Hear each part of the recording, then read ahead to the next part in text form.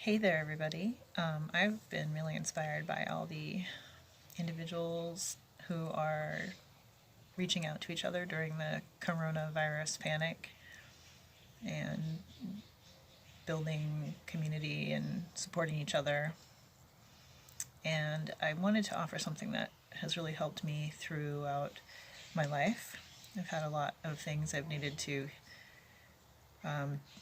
handle, and something that's coming up for me right now is having lost my primary relationship just before coronavirus panic kind of really exploded and self-isolation and everything came into play.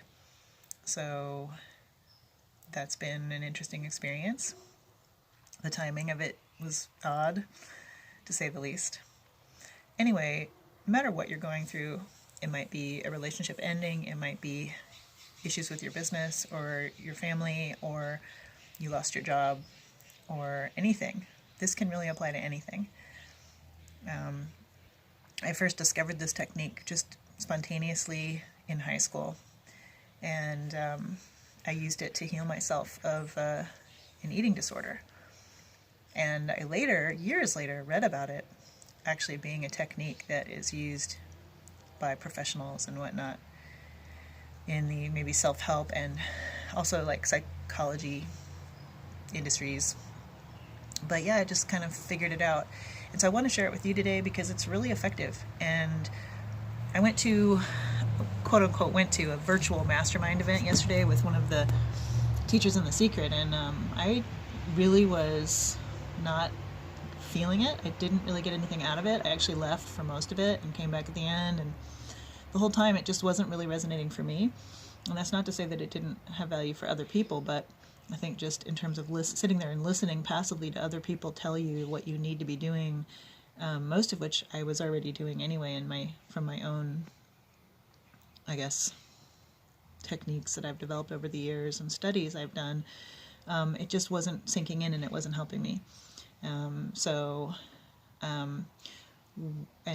reflecting on that, what I want to share with you today is more just like helping you spend the time to actually just do the work that really does work.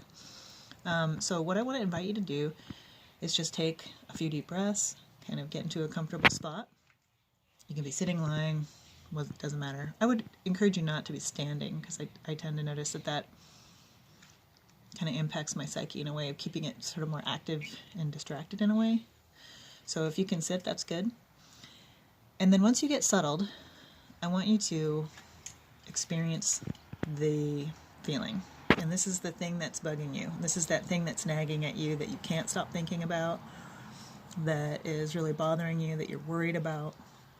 And maybe you're worried about multiple things, but just pick one for now and you can learn this technique and apply it to any of the other things that you're dealing with.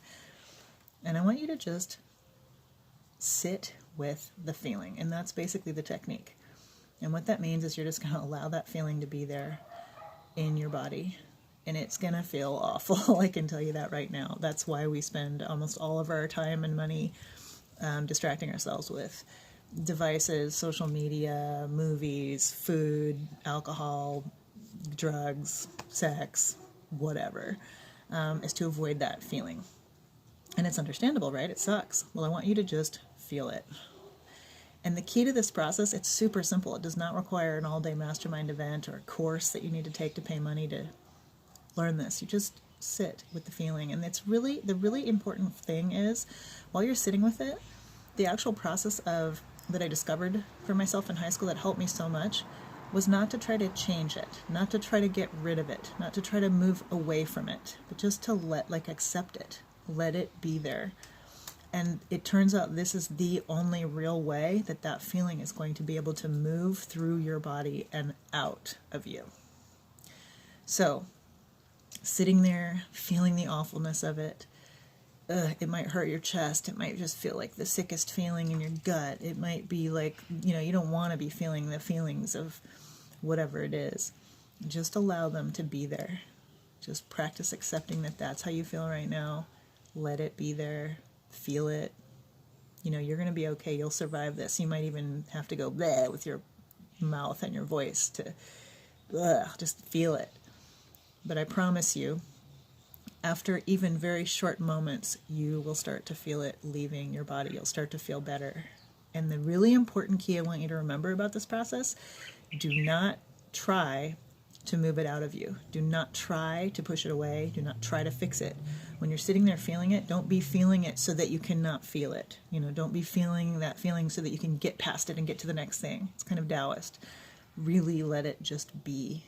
And that's the way that it's going to be released. So I hope this helps you during the coronavirus, and I hope that you practice this every single time you come to a feeling that you notice you're trying to push away, or you're trying to avoid, or you're trying to distract yourself from, or go to some kind of coping mechanism that really is just like putting a Band-Aid on it.